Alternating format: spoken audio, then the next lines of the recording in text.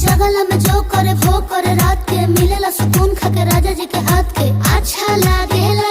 कमर ककरी से भइल काटा हराबा हो गलिया लागेला जान टमा ताराबा हो गलिया लागेला जान टमा ताराबा हो। कहे तोर गया तुझको मैं पार करना अपने खाला पहले हम के खिया करना तबे भइल बा कमरिया मोर चाह करना तबे भइल बा कमरिया मोर चाह करना चाह करना।